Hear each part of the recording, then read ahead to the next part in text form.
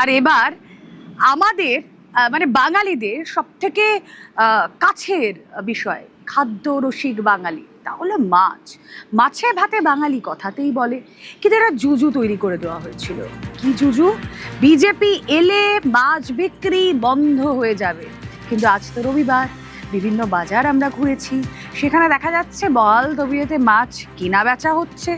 তার পাশাপাশি আমরা যদি ভোটবঙ্গের ছবিটা আপনাদের অনেকেরই মনে আছে, যে কোনো মিছিল চলছে, যে কোনো প্রচার চলছে, হাতে একটা মাছের ট্রে নিয়ে এখনকার বিরোধী তখনকার শাসক তৃণমূল তারা প্রচার করছিল, এই যে মাছ দেখছেন এই মাছ কিন্তু বিজেপি ক্ষমতা এলে তা বন্ধ করে দেবে। কিন্তু কোথায় কি আমরা সরকার গঠনের পর কি দেখলাম বিধানসভায়? সেখানেও মাছ ভাত চলছে। তার পাশাপাশি বিজেপি বিধায়করা তারা বলছেন আমাদের মাছ ছাড়া চলবেই না।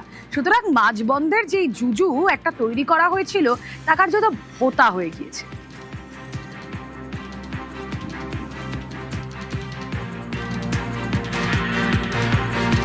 অন্তত যারা ক্রেতারা রবিবারের বাজারে মাছ কিনতে এসে বলছেন আগের মতোই কিন্তু মাছের ছবিটা একই রয়েছে, যদিও সিজনের কারণে একটু দামটা বেড়েছে, তবে নির্বাচনের কোনো প্রভাব কিন্তু মাছের বাজারে অন্তত পড়েনি। বিভিন্ন যে সরকারি সিদ্ধান্ত, মাছ বাঙালিকে খাওয়ানোর জন্য যে সিদ্ধান্তগুলো হচ্ছে, সেইগুলোর লাভ সরাসরি বাঙালি কতটা নিতে পারে।